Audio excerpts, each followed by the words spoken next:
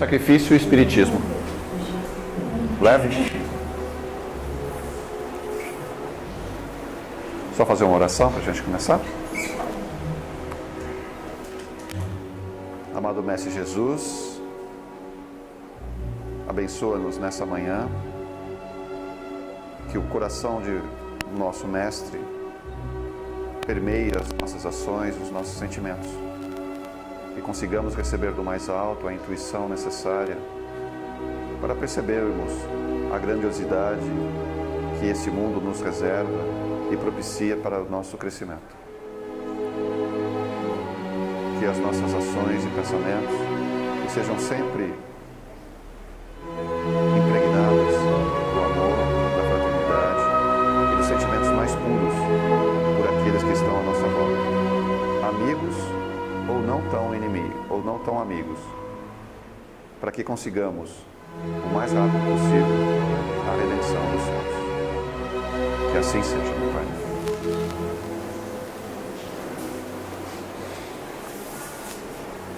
E aí, vocês acham que é um sacrifício estar aqui encarnado? Estou falando em? Estou falando em? É um sacrifício?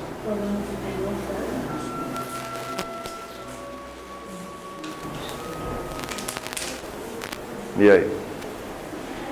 É duro? Pode fazer com que seja duro, né? Para algumas pessoas é muito duro, sim. Para algumas pessoas encarnadas é muito difícil. É diferente sacrifício e passar por algo difícil. Mas as pessoas interpretam como um sacrifício. A vida é um sacrifício. Esse é o termo que as pessoas falam. Vale demais.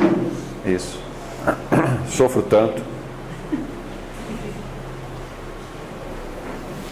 E aí, muitas vezes, a gente tem um pouco de dificuldade de o que falar para vocês.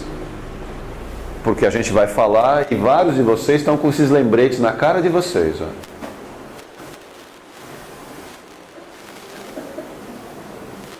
Eu fico assim, vou falar o quê? É como se vocês quisessem só receber coisas boas. Nada de coisa para deixar vocês desconfortáveis. E aí escolhe o tipo, né? Qual o tipo que você é aqui, nesse momento? Qual o tipo agora?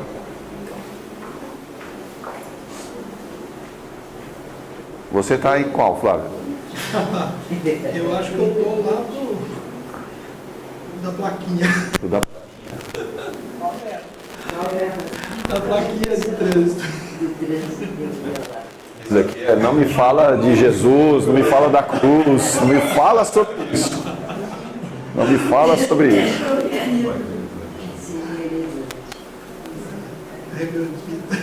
Ou alguns estão assim, né? Por favor, refira-se aos pecados somente como algumas escolhas não muito boas. E olha o tipo da pessoa, né?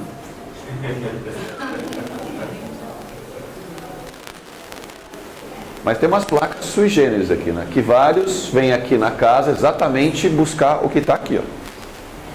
Exatamente isso. O material se colheu aqui mesmo. Me ensine a ficar rico. Me ensine a ficar rico. Isso, vem aqui. Me ensine a ficar rico. E só tem cifrão no olho, né? Então, o que dizer para vocês com relação a sacrifício? O que dizer?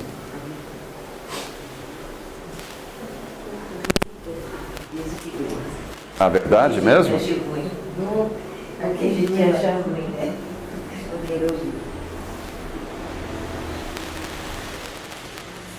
Isso está acontecendo na casa de vocês?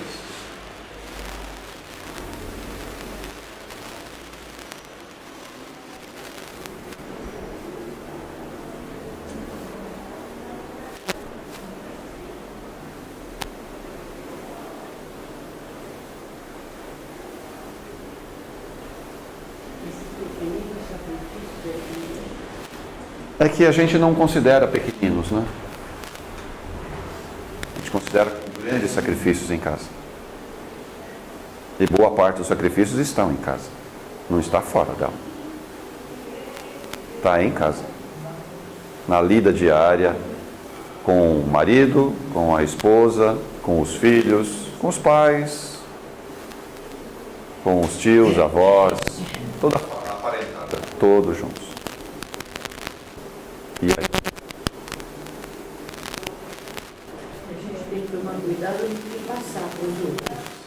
Porque o outro não entende, aí a gente acaba se... Então, qual o significado do sacrifício? É dor? E qual é o sacrifício agradável a Deus? E aí? O que Deus lê em nós como sendo sacrifício? E aí? O que realmente Deus acha sobre isso? A doutrina espírita, ela fala um pouco sobre isso. Tem até algumas perguntas no Evangelho que falam sobre sacrifício. Talvez seja algo assim?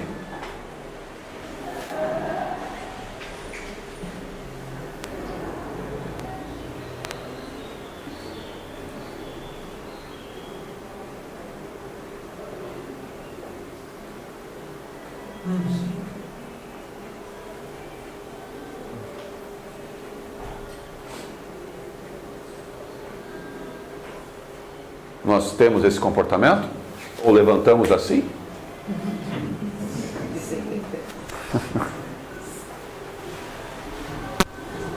Vocês não levantaram assim hoje, né? Levantaram inspirados hoje? Sibila? É mesmo? Vocês dois são tranquilos? É?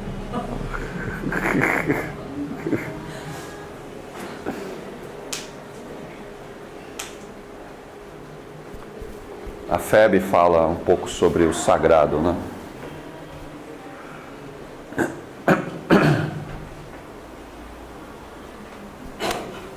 A religião católica, né, fala de sacrifício, a questão da oferenda, né, de você ofertar a Deus aquilo que lhe é mais caro.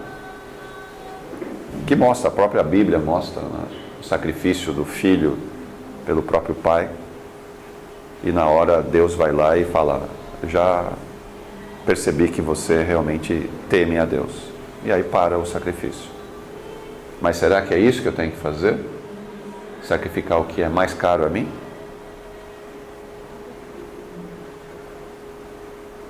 O que é mais caro às vezes são as ilusões, né? E será que só pelo sacrifício que eu vou realmente crescer? Será que a gente não cresce pelo amor? E por que eu não entendo isso? Porque eu ainda não consigo sacrificar os meus hábitos. Os hábitos que me mantêm como eu sou hoje. É. Que dá sensações. Na antiguidade, os sacrifícios, né? Se faziam no quê? De animais, de virgens, né? De prisioneiros de guerra. Depois a gente vai melhorando um pouquinho, né? Hoje a gente faz sacrifício do quê? Será que realmente no Novo Testamento os sacrifícios pararam?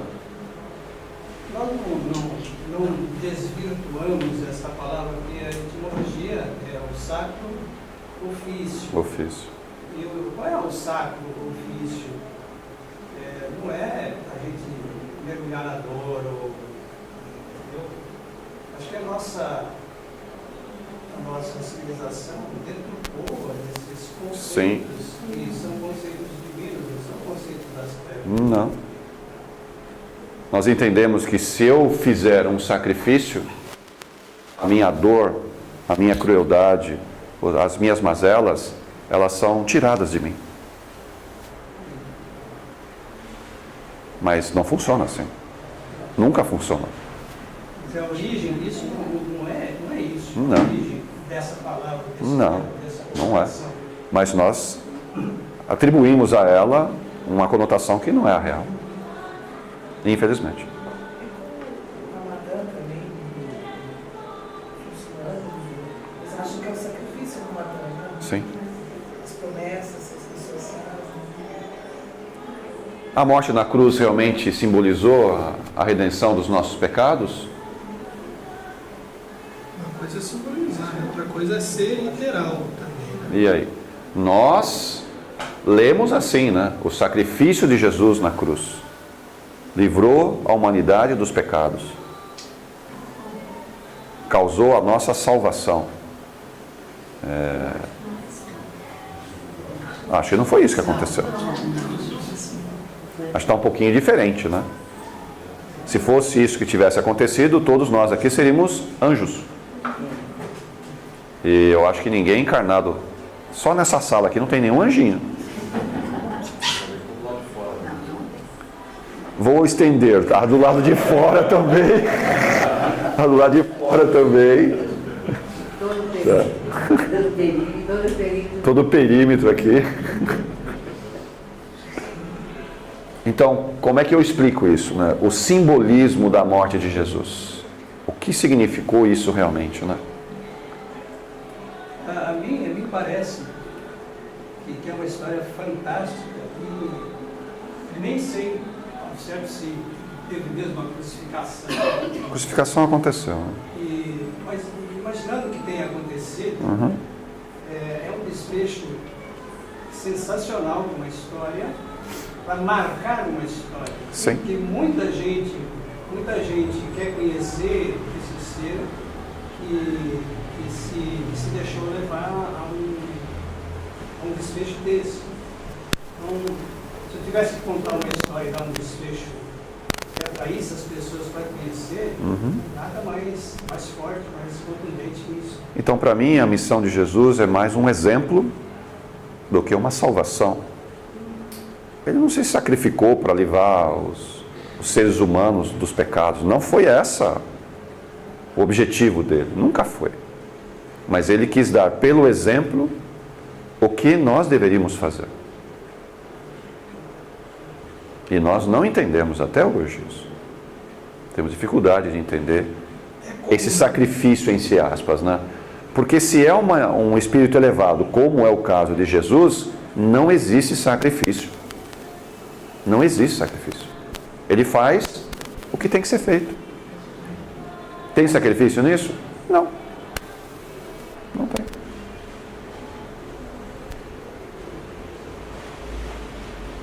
O sacrifício dele, ele foi para reencarnar.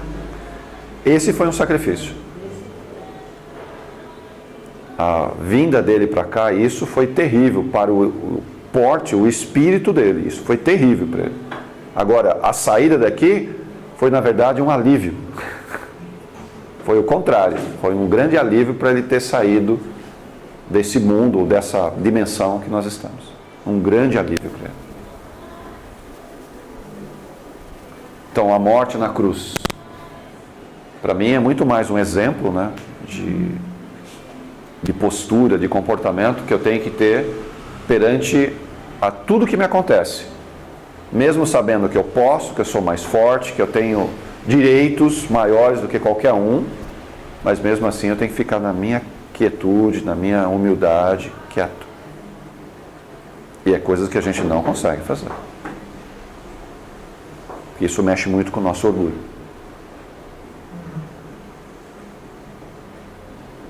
Mas vai chegar um dia que a gente vai aprender um pouquinho mais sobre isso.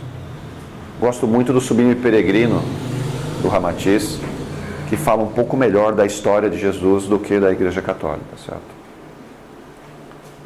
Conheço as duas histórias, mas eu acho que do Ramatiz, eu acho que ela conta um pouco melhor a história de Jesus. Que não é bem aquilo que está na Bíblia, né, católica. Ela é um pouco diferente. Para mim, o desfecho ou a maneira como o Ramatiz conta a vinda de Jesus, né, desde a preparação antes da vinda dele, né, junto aos essênios, ou seja, toda uma preparação para que ele viesse, fosse instruído, depois passasse por todas as fases, desde de criança, adolescência até adulto, tá? Que a católica não explica essa fase, só mostra o nascimento, depois mostra ele com 30 anos. Tá? Parece que ficou um buraco aí, né? E Ramatiz ele vai falando de toda essa fase dele.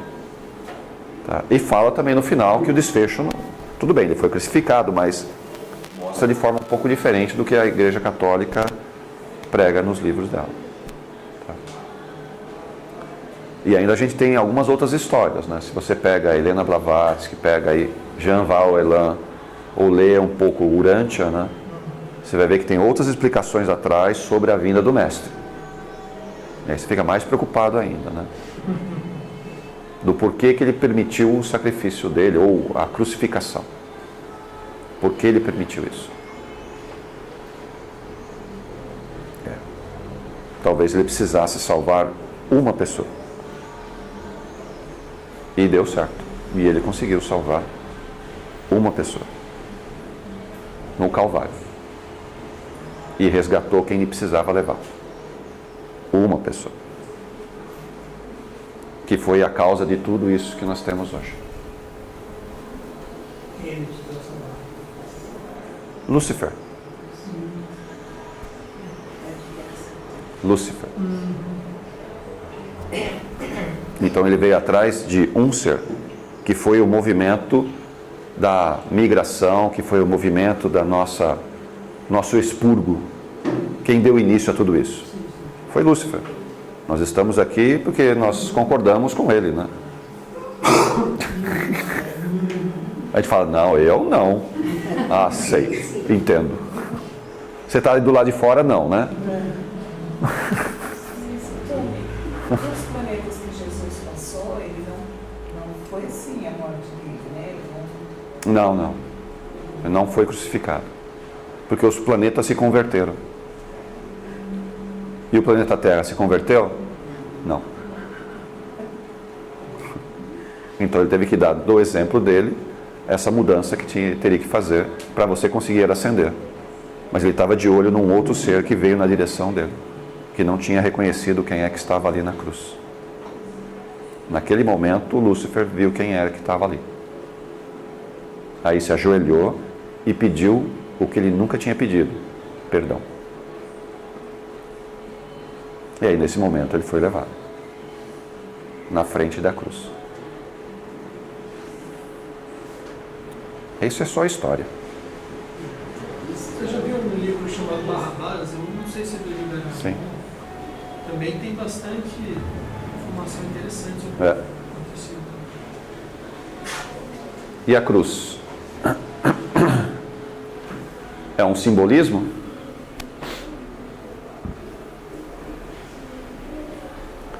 Ainda trabalhamos assim? Olho por olho, dente por dente? Isso é Antigo Testamento, tá? É lei mosaica. Quando eu olho para essa frase, eu acho essa frase verdadeira. Porque Mas ela foi verdadeira. E ainda é hoje. acho Né? que é verdadeira. A impressão que tem, que a gente tem é que Moisés, quando jogou isso para a humanidade, a interpretação que ele tem é que se você me fizer um mal, eu vou imediatamente destruir. Mas não é isso que eu entendo. Eu entendo que aquilo que eu causo, eu vou receber, não na mesma medida, mas eu vou receber, olho por olho, dente por dente, com os seus atenuantes, com as suas... Eu entendo que isso aí é uma coisa verdadeira ainda hoje. Ela é verdadeira, só que tem uma diferença de épocas, né? Na lei mosaica, isso era feito o quê? Fisicamente. Mas por que eles interpretavam assim? Não era assim. Era para segurar 40 mil judeus, tá, que não tinham controle. Faziam o que queriam. Então, como é que você controla um povo sem regras, sem normas muito bem estabelecidas? Você tem que ser muito duro, muito rigoroso. Era um código de Hammurabi, né? Sim, era um código, tem que ser um código pesado. Ah, você fez? Agora você vai ser punido. Agora. É agora. Agora. Tá? E não tinha para depois. O beneplácito de Moisés. Só ele podia falar sim ou não. Ninguém mais tinha esse direito. Tanto que Moisés, na mesma época, proibiu o quê? A comunicação com os espíritos. Por quê? Tinha muitas bruxas, né?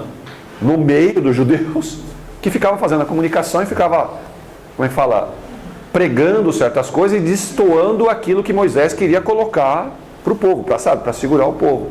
Então ele proibiu a comunicação com os espíritos. Mas Moisés, não sei se tinha uma filha, uma sobrinha, não sei quem era, ele toda noite se consultava com ela. Toda noite se consultava. Ela abria a frequência e se comunicava e falava, faz assim, assim, assim. E ele fazia exatamente o que ele falava. Só ele fazia a comunicação, os outros eram todos proibidos. Com base nisso, os evangélicos copiaram do Antigo Testamento e falaram, não pode fazer comunicação com os espíritos, isso é treva. Olha o exemplo. São demônios, né? São demônios. Mas isso é o quê? Uma imposição da época mosaica. Para bloquear os espíritos, ou para bloquear aquele povo que era um povo totalmente sem controle. E tem que ser rigoroso. Quando Moisés foi para o monte para pegar os mandamentos lá, e ele volta, e o povo estava ensandecido, já tinham criado lá um negócio lá estranho lá, o que ele teve que fazer? Teve que fazer cumprir essa lei. Todos aqueles que concordaram com isso, todos eles foram degolados. 5.000 judeus foram degolados em praça pública. A mando dele. Ele. Aí o exército que estava a favor dele fazia aquela fila um por um, colocava a cabeça e cortava. 5.000. Eles ficaram 3 dias para executar isso daí. 3 dias degolando cabeça, uma atrás da outra. Dá para imaginar isso? 3 dias para exterminar 5.000 judeus. E tinham quantos? 40.000. Teve que cumprir à risca. Vocês fizeram? Era a favor da lei ou contra a lei? Era contra a lei? Paga agora. Não, mas você fez? Fez. Não tem. Vai. Um estado de consciência ainda muito embrutecido. Sim. Mas até hoje isso é válido? Sim, é válido. Só que Jesus nos traz uma forma diferente de entendimento isso. Eu não preciso impetrar sobre você as leis mosaicas, porque elas vão se realizar de um jeito ou de outro. Pode ser nessa vida, na próxima, sei lá quando, mas isso vai acontecer. Ação e reação, não tem como escapar. Mas por causa aqueles espíritos embrutecidos, eu não tinha muito. E na época, não sei se qualquer um de nós não teria feito a mesma coisa. Na posição dele, como é que eu seguro um povo descontrolado? Falando de amor, não se entende amor naquela época. Então como é que eu faço? Tem que ser duro. E muito duro. E ele era duro. E ele tinha uma vantagem que o exército estava junto dele, né? Pronto, aí... Tanto que quem substitui ele com a morte dele é o próprio general dele que substitui ele para segurar o povo judeu. Então, quer dizer, fez cumprir isso daí. E a cruz realmente é um grande exemplo? Hoje é um símbolo nosso, né? Todo cristão, todo católico, né? Vê a cruz como um grande símbolo, né? Mas aí que está, algumas seitas satânicas também usam a cruz, só que ela de ponta cabeça. Usam a cruz como símbolo, só que ao contrário, né? Como se Jesus estivesse sendo crucificado ao contrário, para ser levado para as trevas.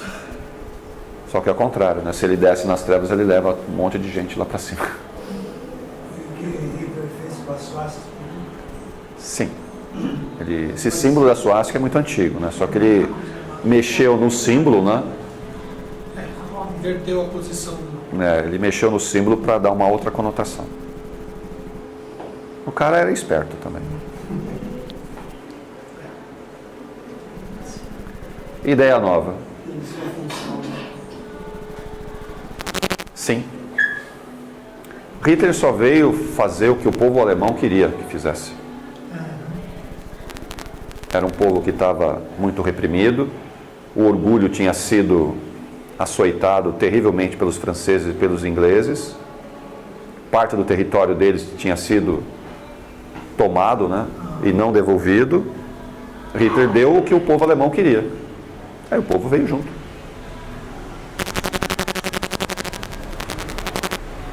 Foi simples.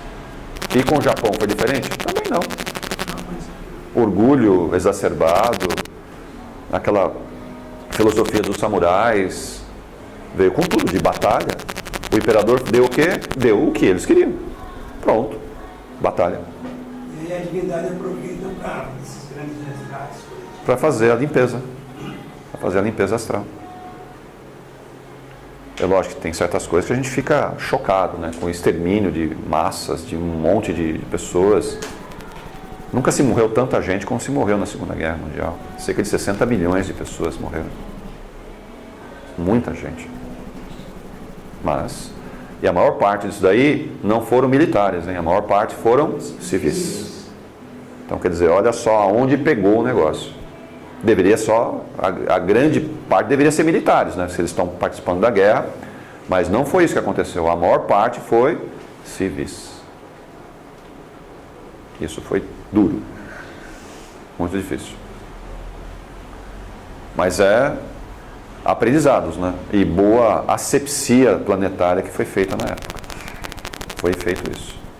Muitos seres foram destituídos de suas posições, inclusive do umbral, por causa da Segunda Guerra Mundial. Perderam a posição. Foram tirados do local e colocados em outro lugar. Não sei o que vai acontecer depois. Vamos aguardar. Espero que a gente não vá perto deles. Porque quem vai, fica. Não tem como voltar. Você já foi lá, Flávio?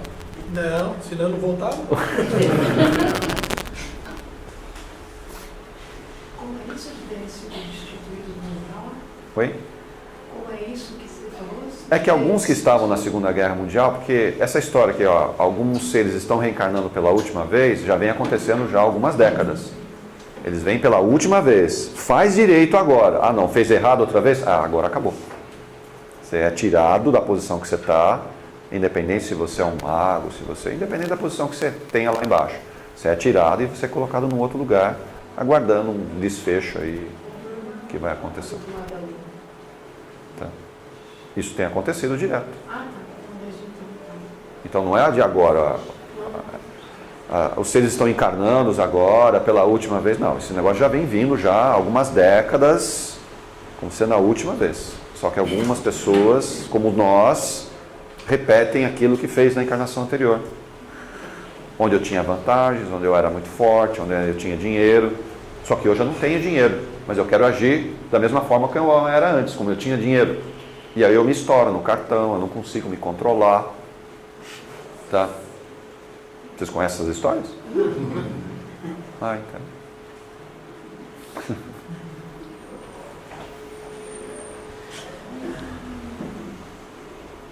Será que Deus realmente, ou Jesus, né, não veio trazer a paz, mas a espada? O que significa esse texto?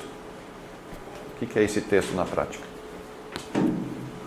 Traz a paz, mas também traz como manter a paz.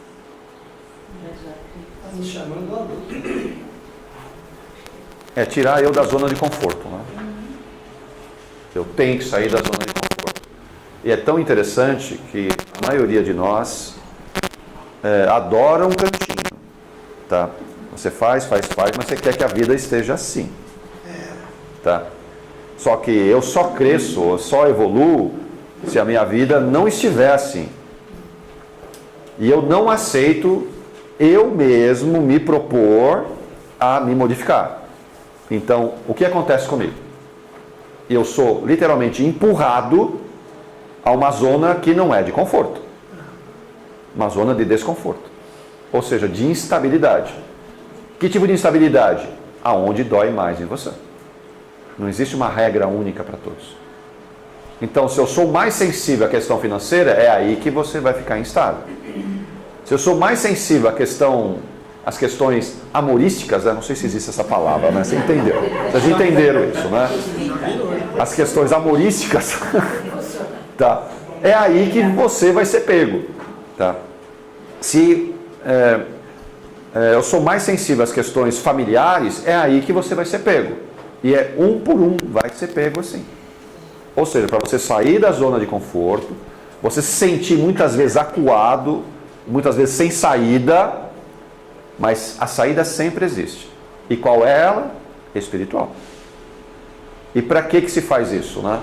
Porque eu não aprendi ou não gosto de escutar quando alguém me fala ou me orienta, fala, vai procurar a sua elevação espiritual, vai trabalhar espiritualmente, vai atrás disso. E quantos de nós já foi chamado várias vezes, várias situações nos foram colocadas, não, eu não estou pronto, eu não estudei o suficiente, não estou no momento, eu tenho outras prioridades, e você vai dando justificativas, uma atrás da outra, tudo bem. Só que, como é que fala, a vida, né, ela vai fechando. Chega num ponto, o negócio desemboca. E aí tem que correr atrás. Né? É a tarde da espada.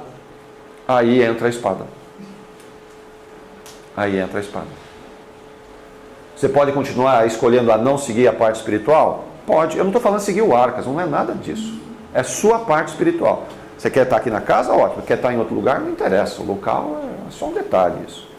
Você tem que procurar o lugar que você se sinta melhor. Mas a parte espiritual não pode deixar para depois. Nós deveríamos já estar trabalhando isso desde criança. Alguns de nós começou de criança, ficou retardado, saiu e depois volta outra vez. Né? Você fica assim, mas eu não consigo entender isso. Né? Por que não foi naquela época? Ah, entendi. Porque tinha tudo, né? Sim. E aí entra a espada, né? É a espada, que ela vem para nos desestabilizar. E quem normalmente faz isso conosco? Os próprios mentores nossos.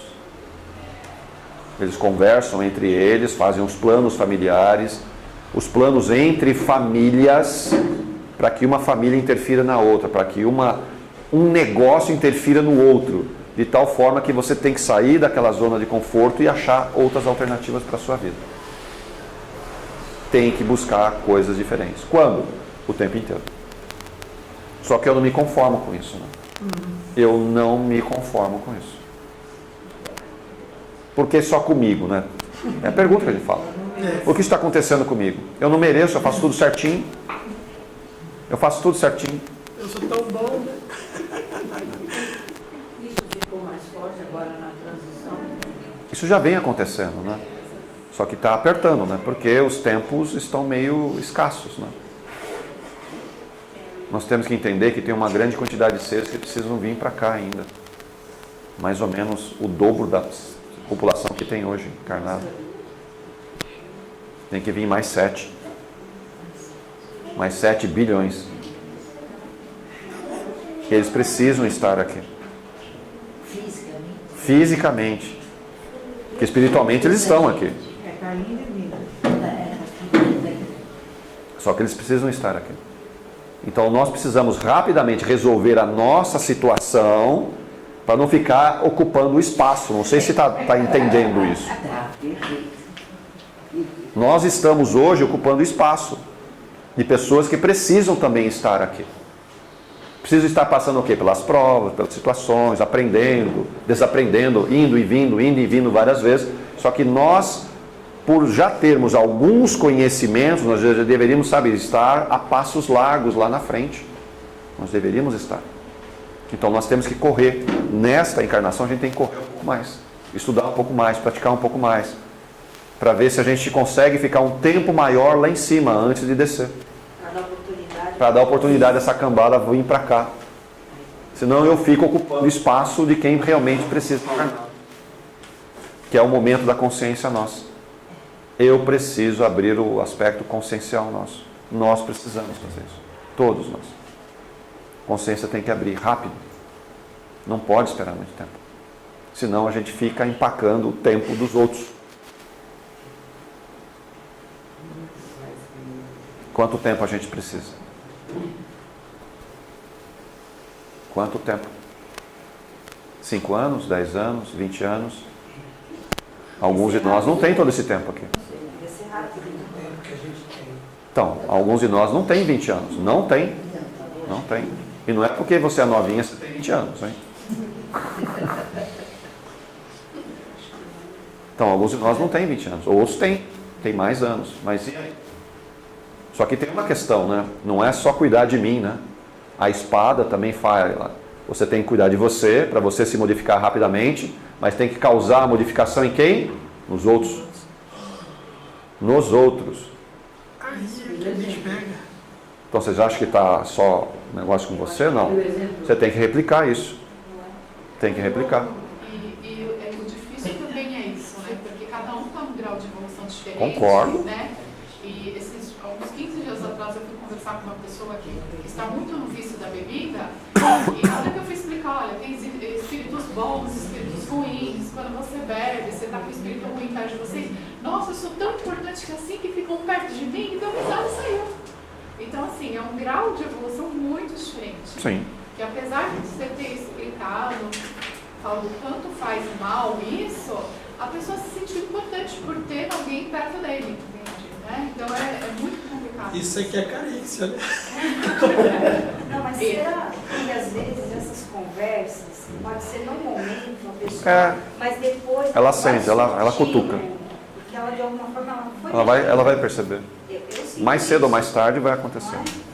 E isso é parte de uma pequena conversa que aos poucos eu acho que com o tempo a pessoa vai entendendo, vai conseguindo ligar essas situações. Sim. Mas o grau de evolução, ou de entendimento, não digo nem de evolução, mas de entendimento mesmo, e você querer entender e estar no momento certo é muito complicado, porque às vezes você fala, a pessoa não está disposta a te entender e nem te ouvir, né? Mas a gente tem que continuar fazendo a nossa parte. Será que nós estamos no momento mais de cisões ou de aproximações? E aí? Que momento é hoje? Mais decisões ou de aproximações? E aí? O momento que nós estamos vivendo é muito de decisão, tá? Não é de aproximação, não. Nosso movimento é de aproximação, olha só. Nós fazemos um movimento de aproximação das pessoas. Mas o que tem acontecido é cisões, em grande escala. Porque não aceita posições contrárias àquilo que você pensa. Não aceita. Então, muitos de nós ainda relutam em entender que a vida ela é diferente. As perspectivas de crescimento, a forma de você observar a vida, ela é diferente. Não é pelo seu olhar. O seu olhar é somente um pedaço pequeno da realidade que realmente está acontecendo. E eu tenho que entender isso. Se eu não entendo isso, vai ter várias pessoas que vão cindir comigo, ou seja, não vão continuar do meu lado, porque não vão aceitar a maneira como eu vejo as coisas. Não aceitam. Agora, se eu consigo entender que a minha visão é parcial, e sempre ela é parcial, de um todo, eu consigo começar a entender as pessoas que são diferentes de mim. E elas estão certas? Elas também estão certas. Porque elas estão num momento diferente, ela tem uma visão particular dela, elas também estão certas. Mas eu tenho que entender que são momentos diferentes. E quando eu começo a entender isso daí, a cisão ela para. Aí eu começo a agregar as pessoas. Do jeito que são. Do jeito que elas são. Eu assumo elas do jeito que ela é. Tá?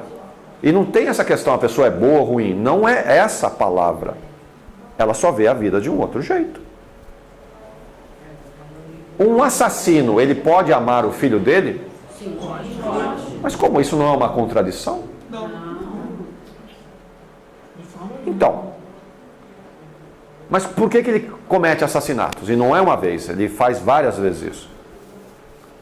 Porque, pelo ponto de vista dele, se alguém é contra ele, ele extermina, ele elimina a pessoa. Pelo ponto de vista dele, está errado? Não. Olha lá. Pelo ponto de vista dele, está errado? Não está errado. Tá? Mas perante a lei dos homens, está errado, tem que ser punido. Perante a lei de Deus, está errado, tem que ser... Está tudo certo. Mas pela visão dele, está errado? Não está. Mas eu tenho que entendê-lo. Eu, se sou um cristão ou se sou um espírita, eu tenho que entendê-lo. E tentar ajudá-lo para que ele entenda um pouco a realidade que ele está vivendo. Mas eu tenho que entendê-lo e não simplesmente malhar ele. Que é o que nós fazemos. Eu malho ele porque ele é diferente. Eu malho ele porque ele está fazendo algo errado. Eu não tenho esse direito de fazer isso. Toda vez que eu malho, eu estou fazendo o quê? cisão, mais separo ainda. Muito difícil para nós entendermos que tudo é uma coisa só. E é uma coisa só. Sempre foi. Só. E quando cai uma ficha dessa, no primeiro momento de ação é me confortar. Essa água é minha? Mas isso é que torna esse mecanismo maravilhoso. Sim. Então, se hoje eu quero trabalhar o oposto da cisão e juntar as pessoas, eu não estou falando só de família, né? São as pessoas que estão à minha volta, de uma maneira geral. Eu tenho que me colocar na posição do outro. Eu não tenho que concordar com ele, entenda, é diferente o que eu estou falando. Mas eu tenho que entender do porquê que ele está agindo assim. Por que ele se comporta dessa forma? O que ele está passando para ele ter essa reação?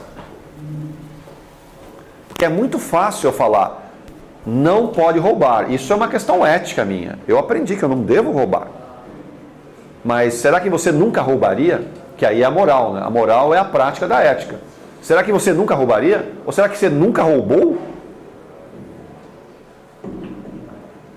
Se você tem um filho morrendo de fome, você vai roubar e não tem como você se prover, você vai roubar?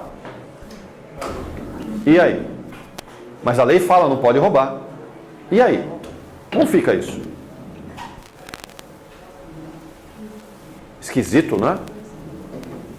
Eu acho que a ética que nós temos, que são os meus valores, tá? Ela é o quê? Ela não é pessoal. A ética não pode ser pessoal. A ética tem que ser o quê? Comum. Quando eu trato da minha ética como sendo somente minha, eu tenho problemas de relacionamento, porque eu não sei aplicar a ética moral, a ética de forma correta. Porque a ética é só minha. Eu não posso ver a ética como sendo só minha. Porque a ética, ela é relativa. Você fala, não, a ética é absoluta. Não, porque a ética ela vai mudando de acordo com os costumes. Ela vai se transformando. Então ela nunca é a mesma ética. A ética muda. Então a ética não é absoluta, ela é relativa.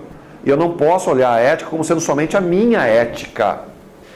Eu tenho que exercitar a minha ética com as pessoas, para ver se ela é compatível ou não. E a prática da ética é a moral.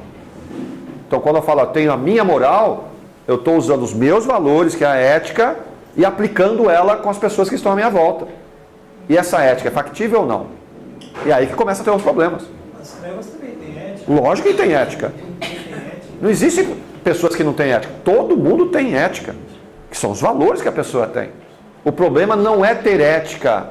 O problema é a aplicação da ética. E a ética tem que ser relativa. Eu tenho que ter os meus valores, lógico, todo mundo tem os seus valores, mas eu peco aonde? Na aplicação dos valores. E aí o negócio entorna. Por quê? Eu quero ser rígido naquilo que eu aprendi que é o certo. Mas essa rigidez, ela é compatível com aquelas pessoas que estão à minha volta? Com a minha família? Com as pessoas com quem eu trabalho? Com quem eu convivo? Aqui no centro, é compatível isso? Se não é compatível, você não tem que adaptar um pouco a sua realidade? Então existe uma diferença entre os valores que você tem e a aplicação desses valores, que é a moral. Tem uma diferença aí. E eu tenho que saber ser o quê? Flexível. Se eu não for flexível, eu vou quebrar as relações. Eu quebro as relações. É a forma de colocar. Sim, que é a prática, né? É a prática. Você tem que ser flexível e se adaptar também. Muitas vezes, para você entrar naquele meio, você precisa se flexibilizar e tentar se adaptar para que você possa trazer as pessoas até você também. O grande problema é que muitos de nós dá essa desculpa, tá, de se aproximar das pessoas, né, com o intuito de mudá-las e acabam mudando os seus valores. Esse que é o problema. Porque eles não estão bem intensos. Isso, os seus valores não estão firmes o suficiente. Eu concordo com o que você falou. Muitas vezes a gente tem que se aproximar de uma pessoa que os valores dela não sejam adequados, entre aspas, tá? Para ver se eu consigo trazê-la para uma outra realidade, para fazer com que os valores dela se modifiquem. Mas a grande maioria de nós cede pelos valores do outro ou dos outros. Teria algum problema você Estar com um grupinho que fosse de drogados e tentasse trazê-los para uma realidade de não usar drogas, não teria nenhum problema. Só que você não pode consumir droga. Dá para entender isso?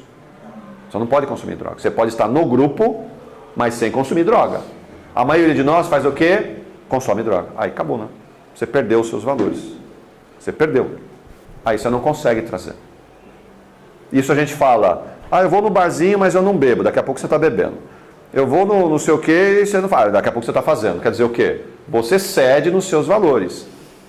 E o que a gente pode fazer nessas situações? Para não ficar tão vulnerável. Não frequenta tais lugares, não está junto com outras pessoas, porque você vai ceder dos seus valores.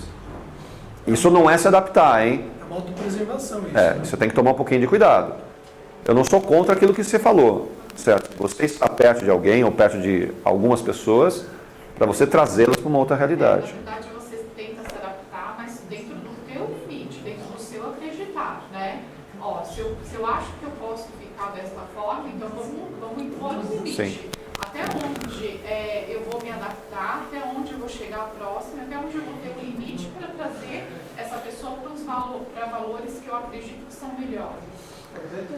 Não ferirmos os nossos princípios. Sim, isso sim. Pode se Mutilar, né? Mas nós fazemos isso. Muitas vezes, no processo político, né? Sim. A gente, às vezes, quer crescer no conceito dos outros por um processo É essa a justificativa. E aí a gente cede. E ao invés deles virem para o nosso time, a gente vai para O time deles. Ou numa relação de amor mesmo. Sim, uma relação de amor. Acontece muito isso também. Se envolve mais fisicamente e vai entrando. Quando você vê, você já mudou para os seus valores. Não, é que ele falou da outra vez. Muda mesmo. Se perde. Isso acontece muito. Nós cedemos além do que deveria ceder. Tá? E eu acho que com todos que estão aqui já aconteceu. Mais do que uma vez. Aí quando você cai em si, você fala, que desgraça que eu fiz. E aí você quer voltar para trás. Não dá para voltar, né? O negócio já tomou outro caminho. Mas dá para recomeçar. Isso sempre. Sempre dá para recomeçar. Só que eu tenho que aprender também, né, a perdoar. Porque o recomeço precisa de perdão. Não, os valores são nossos. Tá? São nossos. Você pode estar no meio da conturbação e você se mantém firme. É difícil fazer isso, é muito difícil. Mas vocês se consideram pessoas corajosas? Às vezes. Ou vocês são aquilo que a gente chama lá na periferia de cagão? E aí? Robson? Sou meio a meio. Meio a meio? Sou corajoso na hora que precisa ser, sou cagão na hora que precisa ser também. Entendi. É lógico. É que nem a gente fala, mais vale um covarde vivo do que um valente morto. Né? É assim? Não sei qual região que você mora, mas eu moro na Zona Sul. Mas a coragem que você se refere não é essa do enfrentamento. Não. Não é do enfrentamento, mas não o enfrentamento bélico com os outros, não é isso. A maior coragem que eu tenho que enfrentar é a mim mesmo. Essa que é o grande problema. Eu me enfrentar. Na verdade, nós somos os nossos maiores inimigos. Sempre isso foi assim. Por mais que eu viva, como é que fala, uma comunidade com certos predicativos meio estranhos, tá? Não é esse o problema da coragem que eu tenho que enfrentar. Lógico, eu tenho que ter uma certa coragem de viver em certos lugares. Mas não é esse o problema maior. O problema maior é eu me enfrentar. Esse sempre foi a maior dificuldade. Sempre foi. Por que isso, né? Por que eu não tenho coragem de me enfrentar? Porque eu acho que tem que sair da zona de conforto a todo instante.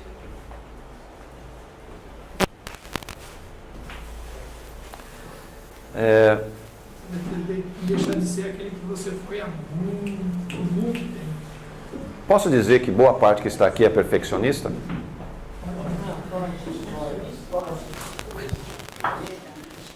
Posso dizer que boa parte que está aqui não aceita a erro dos outros? Posso dizer que boa parte que está aqui não sabe trabalhar em conjunto, prefere trabalhar sozinho porque faz melhor, mais bem feito, mais rápido. Entendo. Tudo bem, Flávio?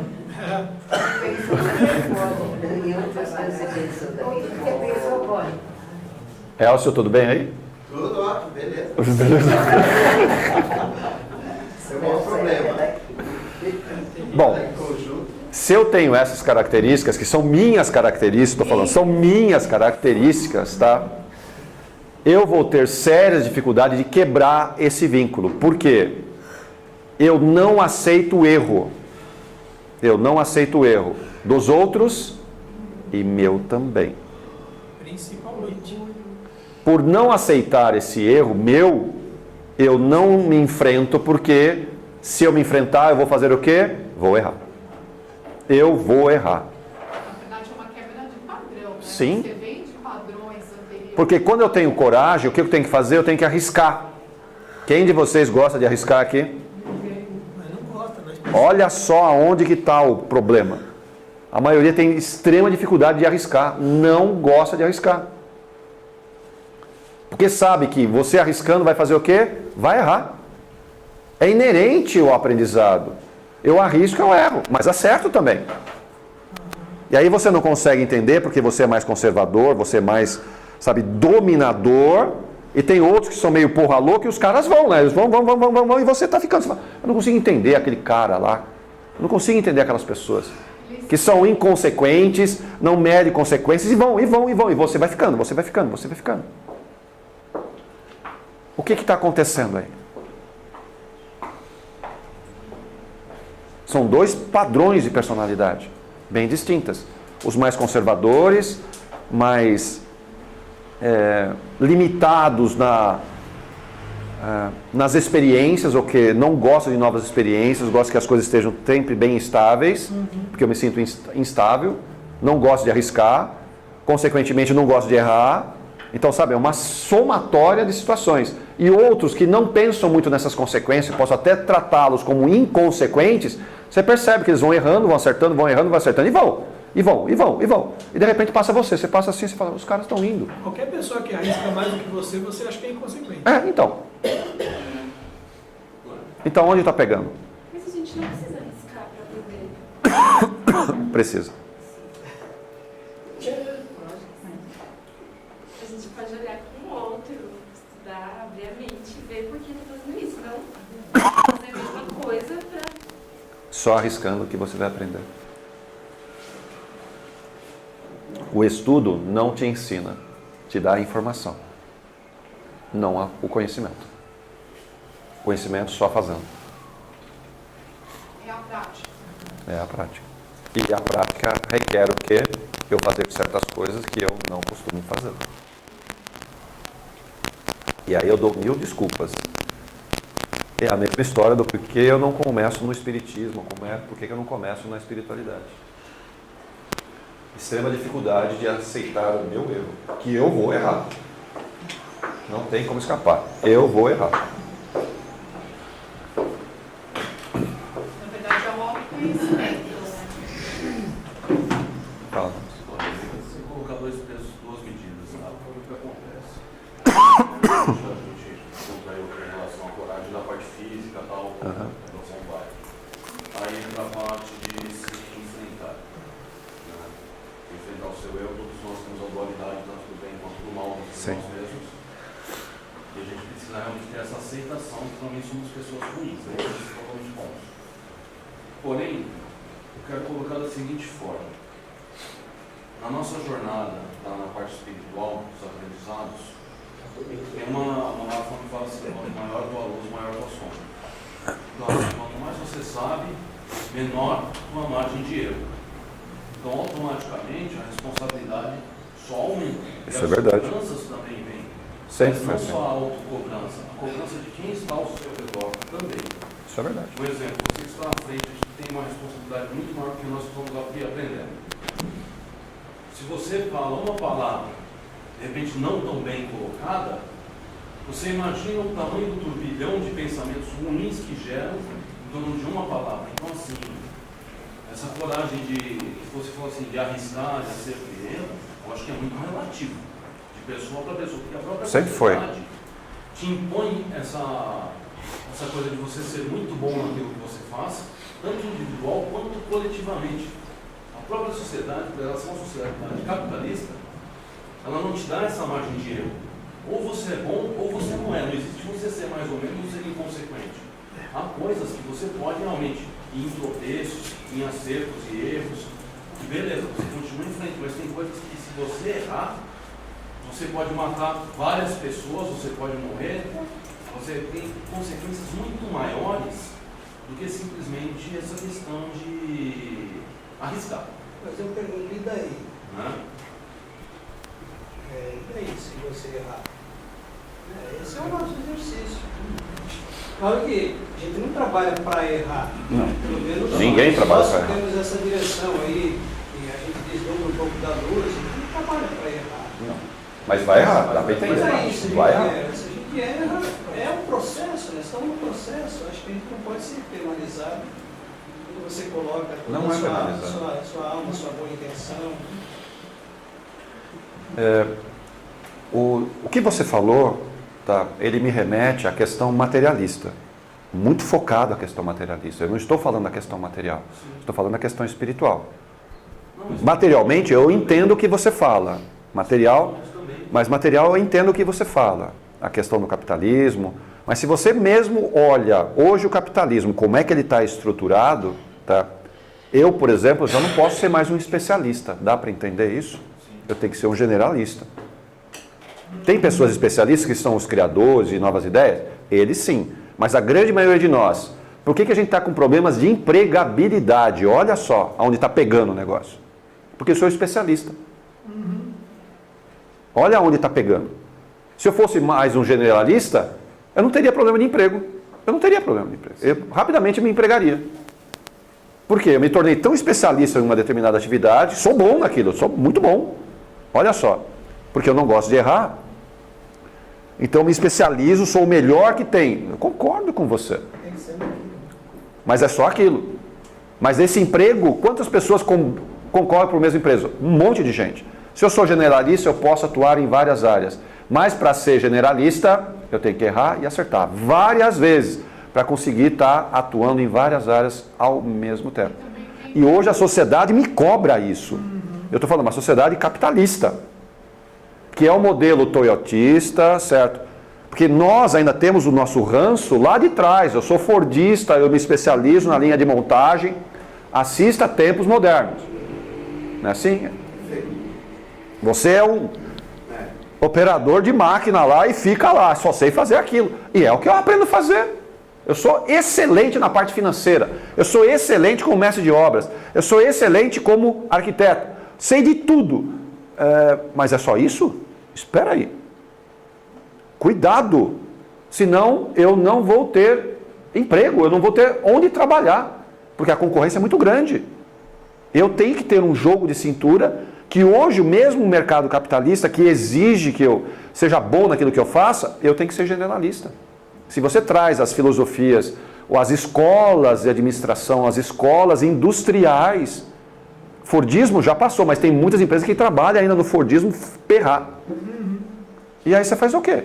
E nós trazemos esse ranço. Eu sou muito bom no que eu faço. E? Onde vai pegar? Vai pegar, eu não canto. E já está pegando. Já está pegando. Um monte de gente sendo mandada embora e não consegue emprego. Olha só onde acontece. Por que eu não consigo?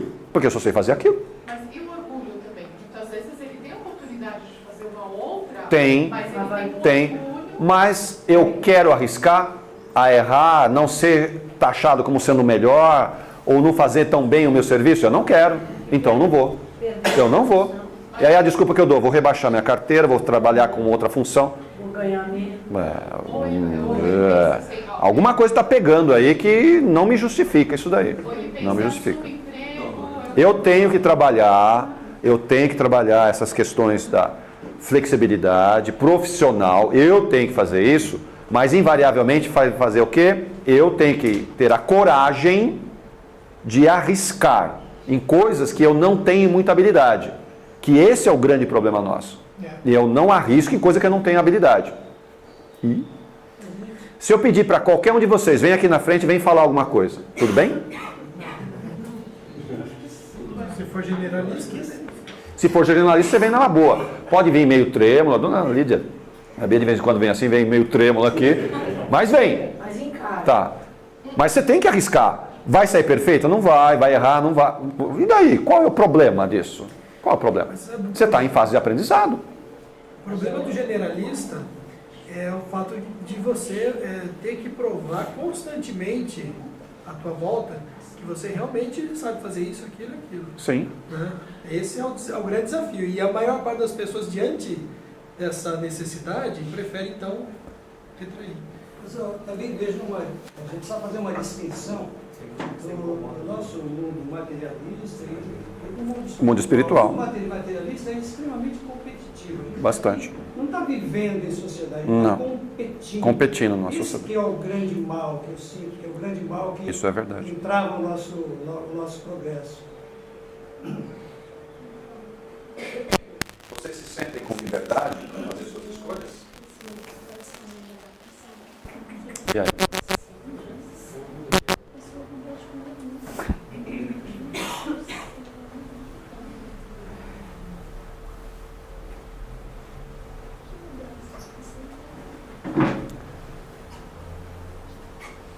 Essa primeira frase dá para abrir mão do lugar que vocês têm conquistado? E aí? Dá para entender que muitas vezes a nossa capacidade é de um copo de água. É de um copo de água. Você quer colocar outro líquido? Não cabe. Dá para entender que não cabe? Você tem que jogar uma parte fora e pôr outro. Não cabe. O recipiente é o mesmo. E aí eu estou falando da sua capacidade mental, o tempo que você tem disponível. É um copo só. É um copo só. Você tem que abrir mão de algumas coisas para fazer outras. E abrir mão de algumas coisas é abrir mão de coisas que você está acostumado a fazer. Que você domina. Que você tem plena consciência que faz bem. Se vocês percebessem a quantidade de erros que acontece aqui na casa, espiritualmente falando, vocês falariam, por que vocês funcionam? Por que vocês funcionam? Porque nós temos amor. Ah, tá. E acontece um monte de erros. E você vê a gente, sabe, esculachando com as pessoas na frente? Não faz. De vez em quando a gente chama um ou outro, sim, porque o negócio tornou fora do caminho, tá? Mas, na maioria das vezes, são o quê? Aprendizado. A pessoa está aprendendo, Vamos nessa. Agora, qual a maneira correta de trabalhar? Não existe essa maneira correta de trabalhar. Não existe isso. E nós temos que ter essa flexibilidade para entender o quê? Existe sempre uma cobertura espiritual, corrigindo os erros que nós cometemos aqui na casa. A espiritualidade nos mostra isso. Se eles Bastante. fossem pela perfeição, Não. eles não teriam como trabalhar conosco. Eles têm uma paciência incrível conosco. Entende que nós estamos aprendendo. Nós somos bebês ainda, mal saído da fralda.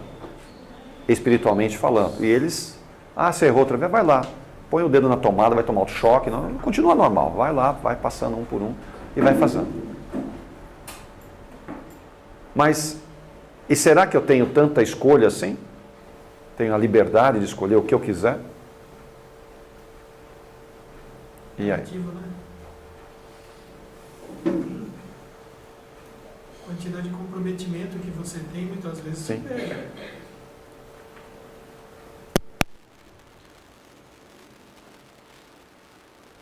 Entendo que Nós vamos nos libertar das minhas necessidades somente se houver sacrifício. Não tem jeito. Eu tenho que abrir mão de algumas coisas. Enquanto eu estiver preso, porque isso é uma prisão psíquica, olha só, é uma prisão psíquica. Eu fico preso às minhas necessidades. Aí o meu mundo gira em torno de atender às minhas necessidades. Quer dizer o quê? Eu não tenho liberdade. Eu estou preso. Eu estou preso. E eu não percebo isso. Eu estou preso. Quando eu consigo me desvencilhar de atender às minhas necessidades, custe o que custar, tá? Eu me liberto. Mas eu tenho que me sacrificar para fazer isso, senão não vai dar certo. Eu não consigo soltar a minha prisão psíquica. Isso não é fácil de conseguir. A gente vai conseguindo devagar. Devagar. Devagar. E eu não estou falando para você pegar todos os seus bens e doar tudo. Eu não estou falando nada disso. Mas eu tenho que me libertar das necessidades que tenho. E como é que eu consigo isso? Não vejo uma outra forma se não for por sacrifício. Se você se libertar, então qual vai ser o sentido da sua vida? Se libertar das necessidades? Não está mais aqui. Esse é o objetivo da nossa vida. Aprender que eu tenho que me desvencilhar das minhas necessidades. Eu estou no mundo material, eu preciso delas, mas não viver em função delas. É o que a maioria de nós faz, a gente vive em função das necessidades. Matar o ego. Sim. Eu preciso me alimentar? Sim. Preciso ter uma casa? Sim. Preciso de roupa? Sim. Tudo isso a gente precisa. Mas eu viver em função disso, eu tenho que estar na moda, tenho que comer a melhor coisa. Espera aí. Por que precisa fazer assim? Por quê? Eu estou vivendo em função disso. A hora que eu quebro essa estrutura, eu não vivo em função disso. Essas coisas são necessárias para me manter. Só. Aí, qual o motivo de você voltar para cá? Não tem mais motivo, né? Você já aprendeu. Aí você fica para lá. E esse é o objetivo do nosso estar aqui. Quebrar o nosso orgulho, quebrar o egoísmo e eliminar as necessidades. A hora que eu elimino isso, eu não volto mais para a encarnação. Fico livre. Aí isso a gente chama de liberdade. Então, a maior prisão não é aquela que você é encarcerado. Essa não é a pior prisão. A pior prisão é ficar preso aos desejos. Essa é a pior prisão. E você não consegue soltar dela. Não consegue. E todos nós aqui, sem exceção, mais ou menos, está preso. Você tem que fazer um trabalho de se libertando destas necessidades. E aí vem a necessidade de sexo, de convívio, são necessidades que você vive em função disso. De poder, são necessidades suas, são necessidades. Eu gosto muito de uma teoria de comportamento do consumidor chamado Maslow, tá? Teoria humanista, que mostra as hierarquias das necessidades. Se trabalhar um pouco essa hierarquia de Maslow, vai entender um pouquinho como é que eu resolvo isso na minha vida. Hierarquia de Maslow. Vocês conhecem essa estrutura? Não. Nunca ouviram falar? Não. Eu não. Comportamento das pessoas. Deixa eu ver se eu tenho aqui. Sei que vocês conheciam essas coisas. A gente aplica.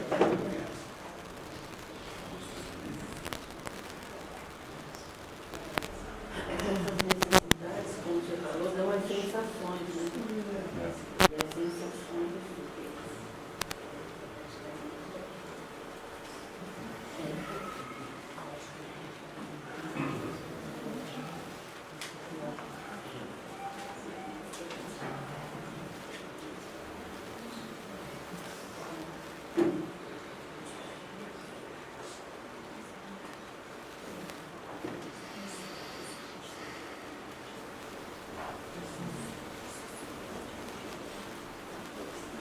Desculpe o símbolo aqui, mas eu uso isso aqui na faculdade, tá?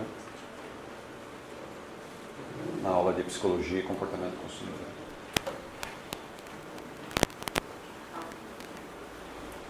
Isso aí é muito bom. Dá para enxergar?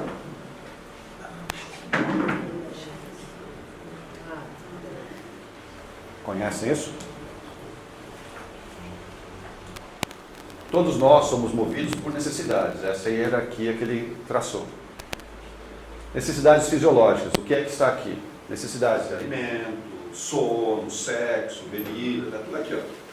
Se essas necessidades não foram satisfeitas, eu não consigo me satisfazer com as de cima. Não dá. Então, para que a de cima seja atendida, a de baixo tem que estar completa. Necessidade de segurança, que envolve o quê? Casa, abrigo, sei lá, emprego, ou seja, são coisas que te dão segurança. Tá? A própria família muitas vezes tem um aspecto de segurança. Determinados tipos de carro também pode te dar segurança, mas também pode te dar o quê? Status, estilo. Depende do tipo de carro. Que carro você tem. Ele pode se transformar, pode ser uma questão de segurança para você, ou pode significar aquele carrão, tipo o carro do nosso amigo aqui também, né? Estou enchendo o seu saco, cara. Pode ser status, autorrealização, enfim. Mas muitos de nós têm o quê? Necessidade de amor e integração. O que é isso? Eu preciso estar perto de alguém. Não consigo viver só. Ninguém fala isso, não? Você não conhece ninguém que fala isso? Ninguém fala isso? Imagina que ninguém fala isso. Então eu preciso pertencer a um grupo, olha só. E não necessariamente a família. Eu preciso pertencer àquele grupo. E aí você vai se sujeitar às necessidades do grupo. Aí eu vou exacerbar o meu orgulho. Eu preciso de status, é marca. Produtos de marca. E depois de uma certa idade de tudo isso realizado, eu vou buscar minha autorrealização, que não é nada material. É mais focado na parte espiritual. Quanto tempo demora isso? Depois dos 40, 50 anos de idade, aí você começa a entrar aqui. Se der tudo certo, né? Se der tudo certo. Porque tem muitos de nós que já está com 60, 70 anos e nem entrou aqui ainda. Nem entrou aqui ainda.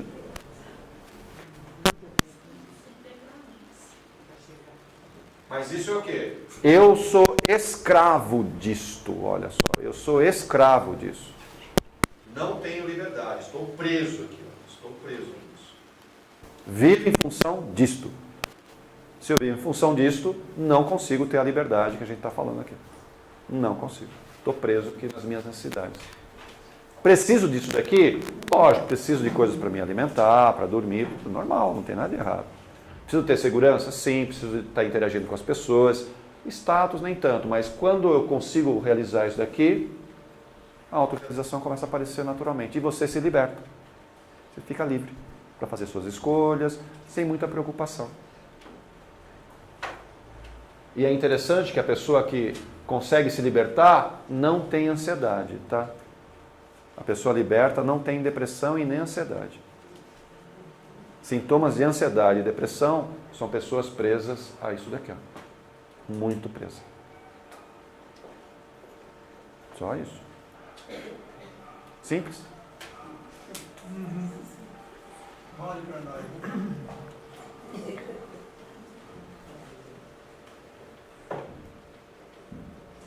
Liberdade.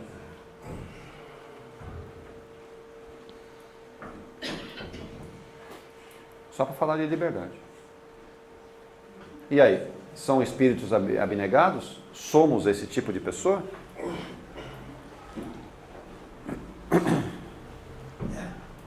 Queria até falar que eu sou, mas não sou.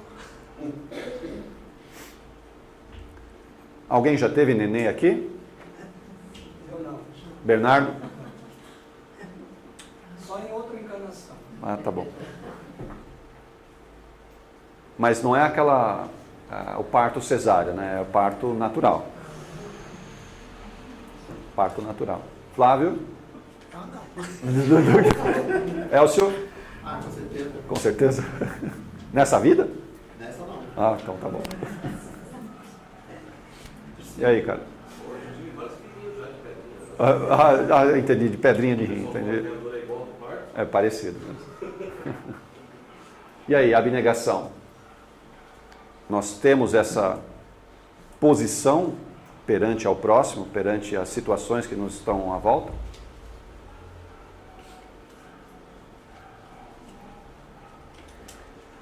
Para ter abnegação, eu tenho que ter essa palavrinha, que a maioria tem um problema sério com isso.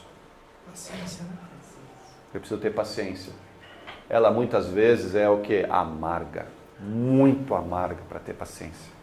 Tem que esperar o momento, a pessoa, o local. Tem que esperar. Enquanto isso, o negócio vai correndo, né? E você vai tomando a chibatada, uma atrás da outra. Mas tem que esperar com paciência.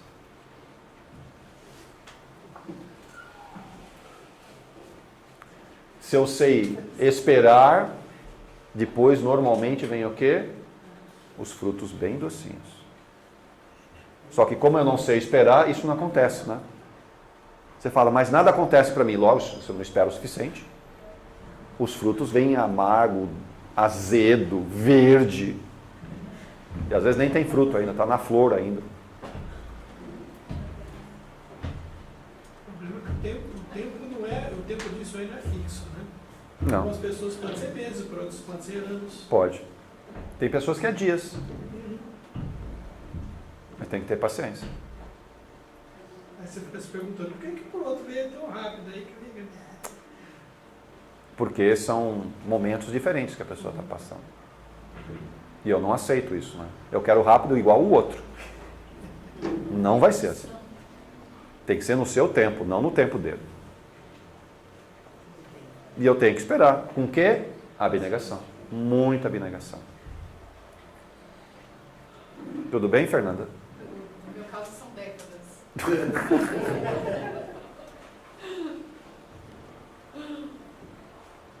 É assim que funciona. E alguns de nós vai ficar a existência, essa existência inteira em abnegação e não vai acontecer nada, vai continuar do mesmo jeitinho. Por quê? Precisa passar pelo momento assim. Por essa existência assim. Quem é que sabe desse momento? Só o pessoal lá de cima. E qual é o nosso papel? Paciência. Tenha paciência, meu irmão. Tenha paciência. Tudo bem, dona Regina?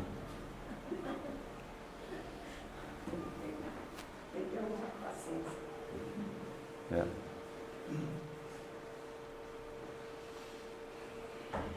Vocês são muito ressentidos? Vocês guardam ressentimento?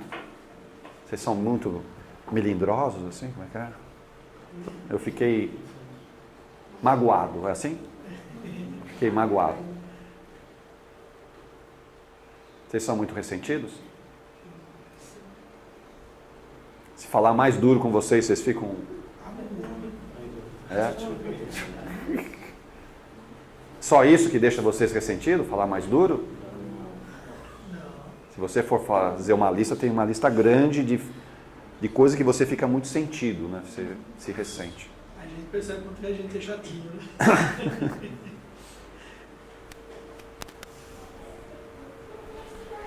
Ressentimento tem a ver com outro sentimento, né?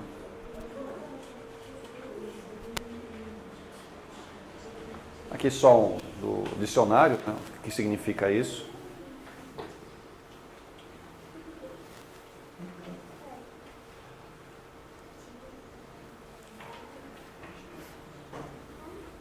Concordo com o dicionário Michaelis?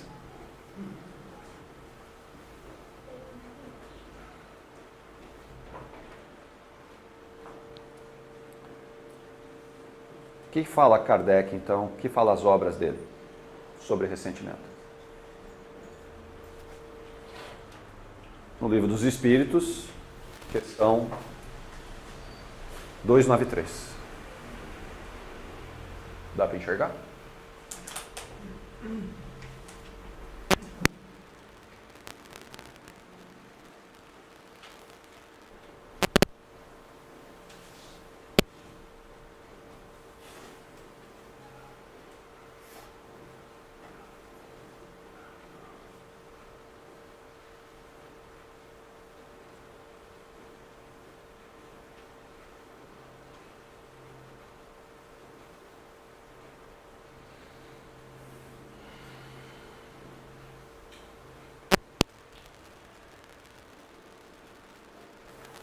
Nós temos que resolver isso, hein? Isso tem a ver com uma outra palavra, né? Questão 295.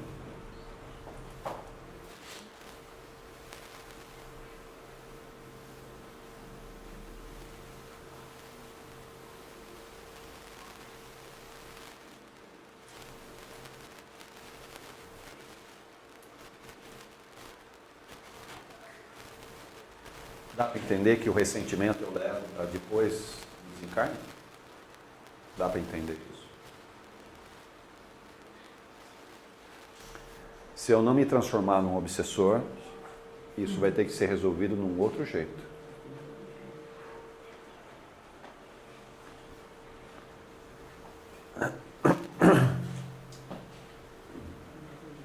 No Evangelho, trata de como nós podemos trabalhar um pouquinho essa questão do ressentimento.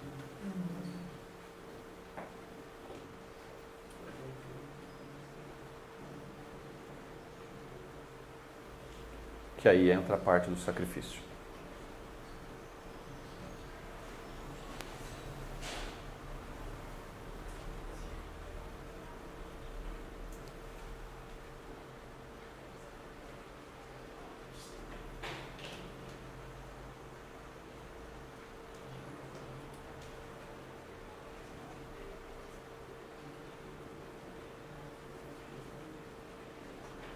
Facinho, né?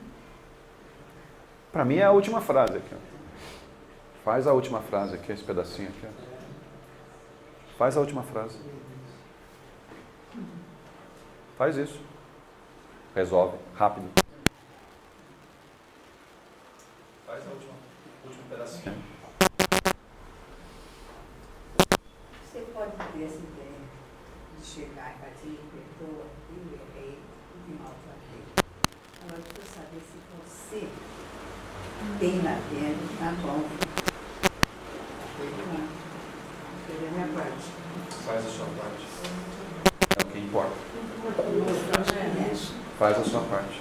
Chega até ela.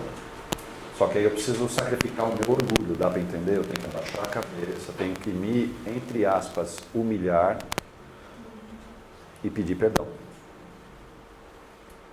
E às vezes uma vez não basta, eu tenho que pedir 2, 3 vezes, eu peço perdão. Porque aí a pessoa vai te humilhar mais ainda.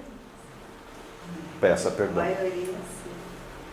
Peça perdão. Você não pode. A pessoa está com raiva, dá para entender? Ela não consegue entender o que você está fazendo. Ela está com raiva de você. Ela está ressentida. Peça perdão.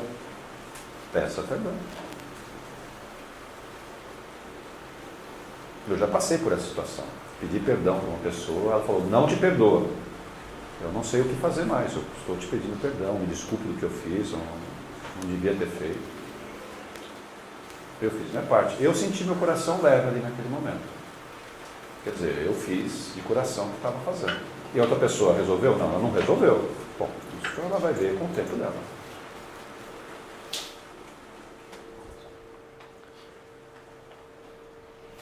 Ou você vai ficar assim, esperando a pedra cair na sua cabeça. Aí você pegou pesado.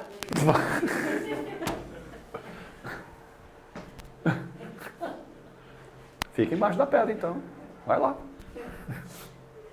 Mandar imprimir e mandar para ele.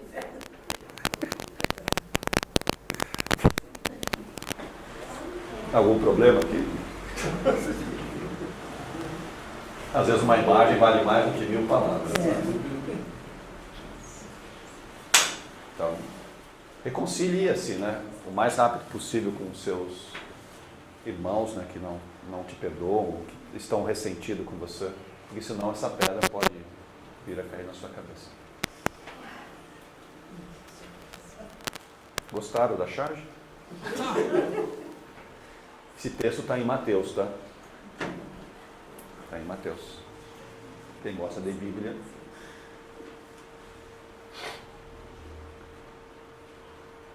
Melhor sacrifício, né?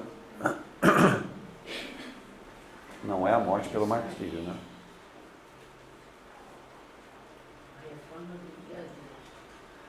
É.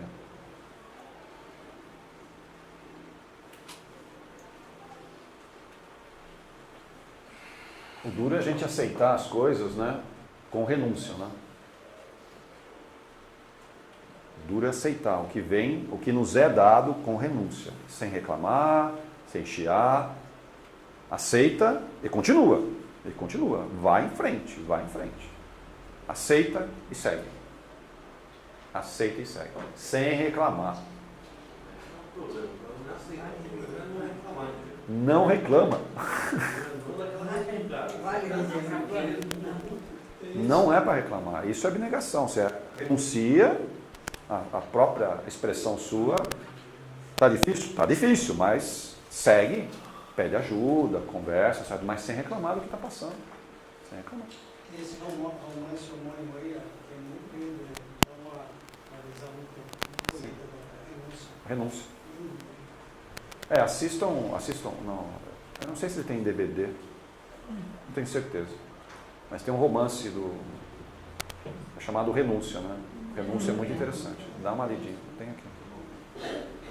Renúncia, que tem a ver exatamente com essa questão da abnegação, você aguentar o que vem sem reclamar.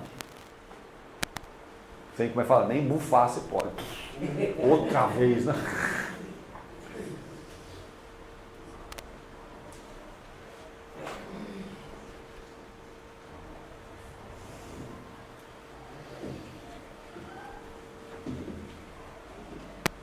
Confiança. Precisamos confiar. Por que meu caminho é de sofrimento? Precisava sofrer realmente? Não. Se estou sofrendo, tem um motivo. Tem um motivo. Ninguém veio aqui para sofrer. Mas se estou sofrendo, tem algum motivo. Então aceita o que lhe é dado e segue em frente, sem desistir. Para de olhar para trás. Perdoa e segue. Pega a sua mochilinha mais leve possível para você ter velocidade para passar rápido pelas coisas. Não fica arrastando coisas do passado. Fica muito pesado, muito denso. Perdoa, olha para frente e segue, rápido. Vai passar por dificuldades, mas elas vão passar rápido. Para de se prender a coisas do passado. Aquilo que era, aquilo que foi, aquilo que teve. Quem me fez, quem deixou de fazer. Vê a sua realidade hoje e segue para frente. Olha para frente, não para trás. E aonde estão os benfeitores que me abandonaram? Cadê eles? Cadê o meu mentor que eu não falo com ele já há muito tempo? Cadê ele? Continua junto. Você só não tá. Cadê esses caras? Onde estão? Eles nos abandonaram? Não, não nos abandonaram. Estão perto de nós o tempo inteiro, mas eu não consigo localizá-los.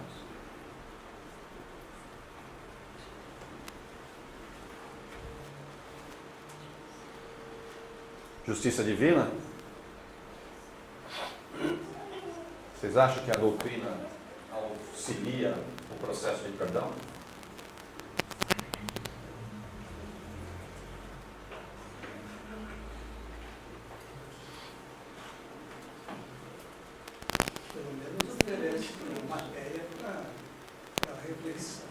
Ela nos dá uma boa oportunidade de aprendizado.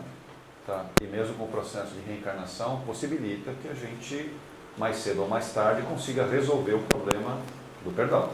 Se não for nessa vida, será em outra.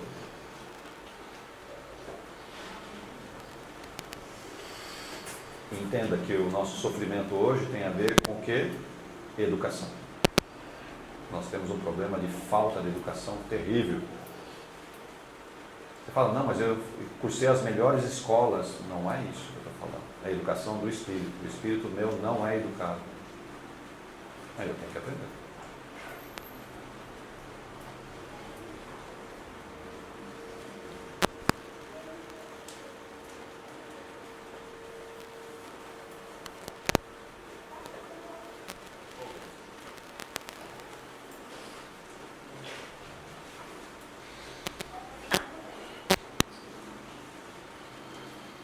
Dá para aceitar sem reclamação, sem desânimo,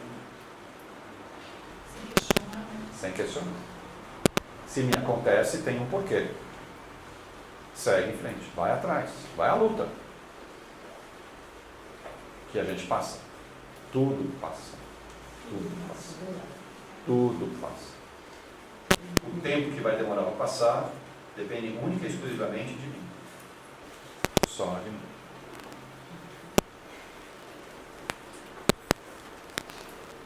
Material de onde nós pegamos esses textos. Daqui.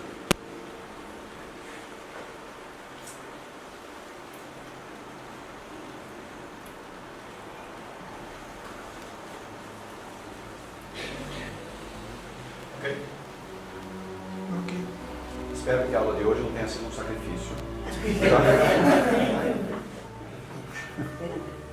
Tá? Agradeço a todos que estiveram aqui hoje, que o domingo seja muito bom para todos vocês. E não esqueçam do Papai do Céu.